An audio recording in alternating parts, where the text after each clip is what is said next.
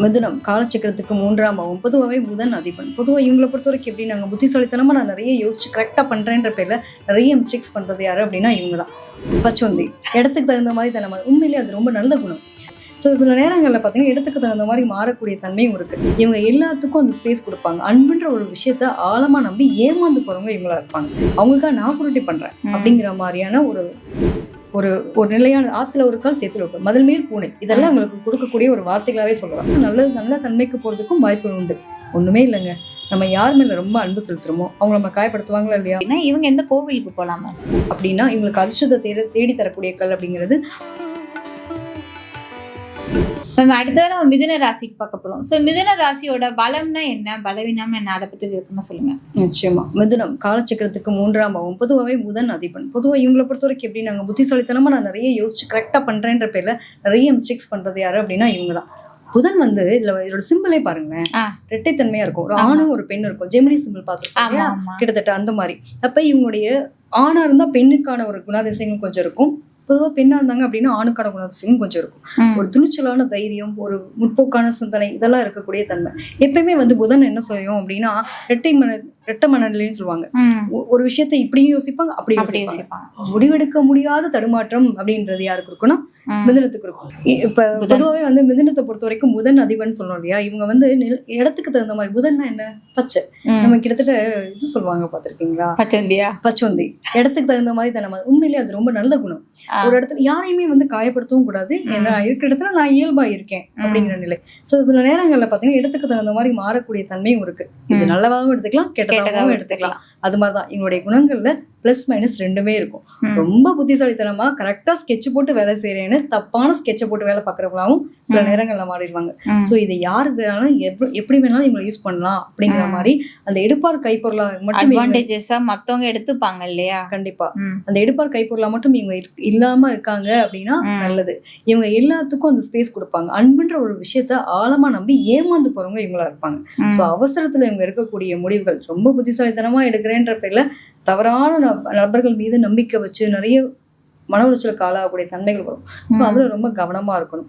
இன்னொன்னு இவங்க யாருக்காகவும் எதுக்காகவும் டாக்குமெண்டேஷன் பண்ணி கொடுக்க கூடாது. நான் இருக்கேன், அவங்களுக்காக நான் சுருட்டி பண்றேன் அப்படிங்கிற மாதிரியான ஒரு நிலையை இவங்க எக்காரணத்தை கொண்டும் யாருக்கும் கொடுக்க கூடாது. அப்படி கொடுத்தாங்க அப்படின்னா அதனால லாக் ஆகும். ரொம்ப எப்பயுமே என்ன சொல்லுவாங்க, ரொம்ப அறிவாளியா இருந்துதான் கோட்டை விடுறாங்கன்னு சொல்லுவாங்க. அதாவது வாத்தியார் பிள்ளை மக்கு அப்படின்னு. கிட்டத்தட்ட இவங்க எல்லாம் அந்த மாதிரி கேரக்டர். ரொம்ப தெளிவா எல்லாருக்கும் ஊருக்கு பெரிய ஆளா இருப்பாங்க. உள்ளுக்குள்ள ஒரு மாதிரியான ஒரு மனக்குழப்பத்துல இருக்கக்கூடிய நபர்களா இருப்பாங்க. சரியான முடிவு எடுக்கவே முடியாதுங்க. அது ஏன்னா 2ஆம் இடமே சந்திரன் பாத்தீங்கன்னா அடிக்கடி ஆஸ்ட்ரேஷன் ஆயிட்டே இருப்பாங்க. அதுவும் ஒண்ணு. இன்னொன்னு பாருங்க, 5ஆம் இடமும் எடுத்துட்டீங்க அப்படின்னாலும் சரி, இவங்களுக்கு ஒரு மாதிரி கோவமா மட்டும் இருக்கும். கோவத்துல இவங்க முடிவு எடுக்கக்கூடாது, அது ரொம்ப முக்கியம். 5ஆம் இடமே பாத்தீங்க அப்படின்னா எப்பயுமே கோவத்துல இவங்க டக்கு என்னமாவது பண்ணிடுறேன் வேகமா முடிவு எடுப்பாங்க. எதுக்கு எடுக்கிறாங்கன்னே தெரியாது. அந்த எடுக்கக்கூடிய முடிவுகள் அவங்களோட வாழ்க்கையை பாதுகாத்த தந்துடும். அவசர முடிவுகள் மட்டும் காட்டாம இருந்தாங்கன்னா அவங்களோட வாழ்க்கை ரொம்ப சிறப்பா இருக்கும். முடிஞ்ச வரைக்கும் நிதானம், ஒரு நிலையான ஆத்துல ஒரு கால் சேத்துல ஒரு மதில் மேல் பூனை, இதெல்லாம் உங்களுக்கு கொடுக்கக்கூடிய ஒரு வார்த்தைகளாவே சொல்லலாம். சோ இந்த வார்த்தைகள்லாம் இவங்க எப்பவுமே பதிவு பண்ணிக்கணும். நான் எதுலையுமே நுனிப்புள் மீறப்ப உள்ள இறங்கும் போது காட்டுவாங்க பாருங்களேன், நான் தான் எனக்கு எல்லாமே முடியுன்ற அந்த தன்னம்பிக்கை இவங்களுக்கே கொடுத்துப்பாங்க. உள்ள இறங்க என் மேல எனக்கே நம்பிக்கை இல்லையேன்ற மாதிரி சோர்ந்து போவாங்க. ஸோ இவங்ககிட்ட ஒரே ஒரு விஷயம் என்னன்னா, இவங்களுடைய ரொம்ப மிகப்பெரிய விஷயம், இவங்களோட திறமை இவங்களுக்கே தெரியாது. யாராவது தட்டி கொடுத்து உனக்கு இவ்வளவு திறமை இருக்கு தெரியுமா அப்படின்னு யாராவது சொல்லணும். ஸோ அந்த மாதிரியான ஒரு தன்மை இவங்க கிட்ட தட்டி கொடுக்கறதுக்கு ஒரு நல்ல நட்பை கூட வச்சுக்கிறது ரொம்ப நல்லது. நட்பா இருக்கட்டும், உறவா இருக்கட்டும். யாராவது ஒருத்தவங்க கூட இருந்து உன்னால முடியும்னு சொல்லக்கூடிய நபர்களை கூட வச்சுக்கணும். நீ எதுக்குமே லாய்க்கலன்ற மாதிரி நபர்களை சொல்றவங்கள கூட வச்சுக்க கூடாது. அதாவது நட்பால கெடுறதுக்கும் நட்பால நல்ல தன்மைக்கு போறதுக்கும் வாய்ப்புகள் உண்டு. ஒண்ணுமே இல்லைங்க, நம்ம யார் மேல ரொம்ப அன்பு செலுத்துறோமோ அவங்க நம்ம காயப்படுத்துவாங்களா இல்லையா?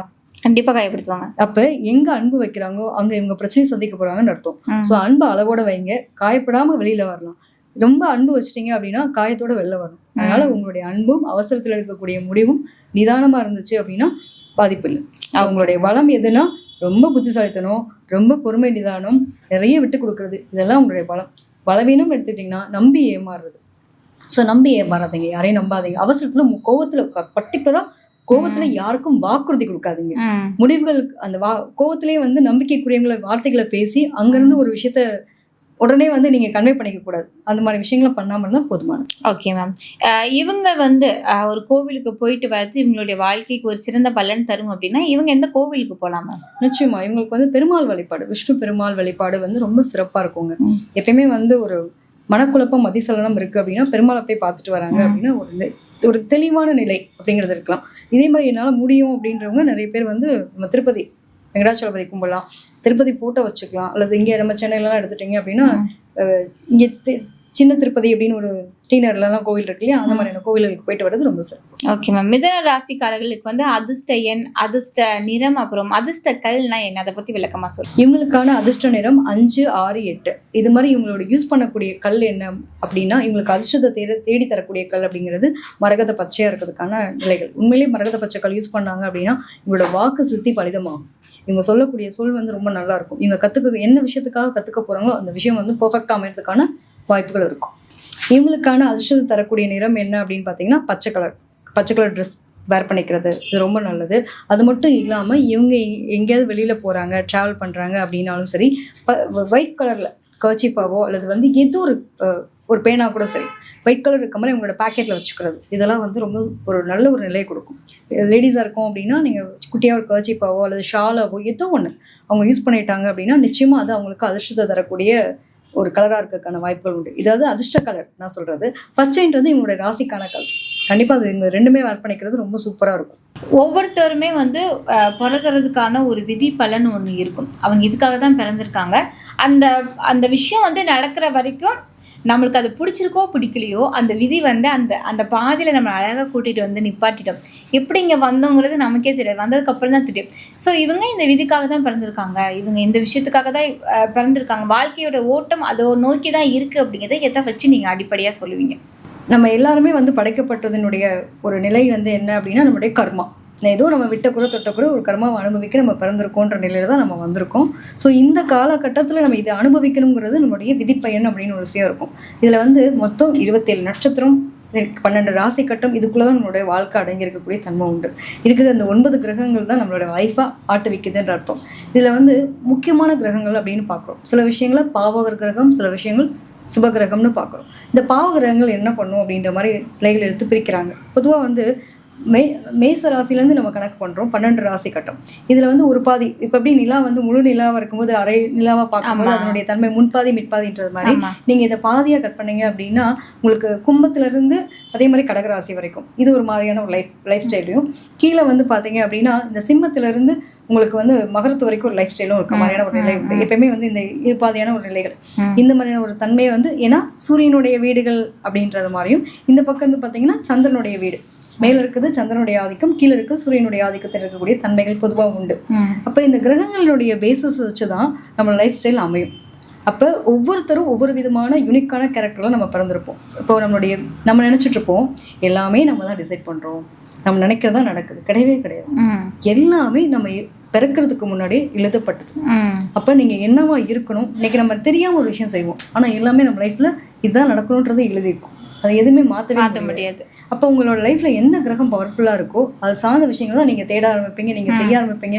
ஒன்றும் இல்லைங்க, நம்ம அன்றாட லைஃப்ல சாப்பிட்றோம் பார்த்தீங்களா, அன்னைக்கு சாப்பிடணும் போது கூட நீங்க இந்த சாப்பாடு தான் சாப்பிடணும், அன்னைக்கு அந்த கிரகம் உங்களுக்கு பவரா இருந்தா அந்த சாப்பாடு தான் சாப்பிட முடியும். நீங்க என்னதான் நினைச்சாலுமே அந்த லைஃப்பை மாற்ற முடியாது. ஒருத்தவங்களுக்கு சந்திரன் பலமா இருக்குன்னு வச்சுக்கோங்களேன், இவங்க இன்னைக்கு பாருங்க ஃபுல்லா ஜூஸ் குடிப்பாங்க, லிக்விடா எடுத்துப்பாங்க, இளநீர் குடிக்கிறது, இந்த மாதிரி ஐஸ்கிரீம் சாப்பிட்றது, இந்த வெள்ளை சம்பந்தப்பட்ட உணவுகள் அப்படிதான் சாப்பிடுவாங்க. அவங்களுடைய அன்னைக்கான நிலைகள் அந்த மாதிரி கிரகத்தினுடைய தன்மைக்குள்ளதான் ஆக்கிவிட்டு ஒரு மாதிரி ஆக்குபை பண்ணியிருக்குன்னு சொல்ற மாதிரி.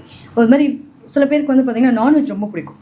அவங்கெல்லாம் பார்த்தீங்க அப்படின்னா அன்னைக்கு வந்து நான்வெஜ் சாப்பிட்றாங்க அப்படின்னா அவங்களோட ஜாதகத்தில் அன்னைக்கு செவ்வாய் பலமாக இருக்கும். அவங்களோட ராசிக்கு ஏதோ ஒரு இடத்துல வந்து அவங்களுக்கு பலமாக இல்லாமல் அந்த நிலையை தொடவே முடியாது அப்படிங்கிற மாதிரி தான். ஸோ இப்படி ஒவ்வொரு கிரகத்தினுடைய தன்மைகள் ஒவ்வொரு விதமான நிலை. Okay ma'am. இன்னைக்கு வந்து ரிஷப ராசிக்காரர்களுக்கு வந்து பலம்னா என்ன, பலவீனம் என்ன, அவங்க எந்த கோவிலுக்கு போய் எந்த தெய்வ வழிபாடு அவங்களுக்கு சிறந்தது அப்படிங்கிறத பற்றி ரொம்ப அழகாக சொன்னாங்க. கூடவே அதிர்ஷ்ட எண், அதிர்ஷ்ட நிறம், அதிர்ஷ்டக்கல் அது என்ன அப்படிங்கிறத பற்றி ரொம்ப அழகாக சொன்னீங்க. நன்றி மேம்.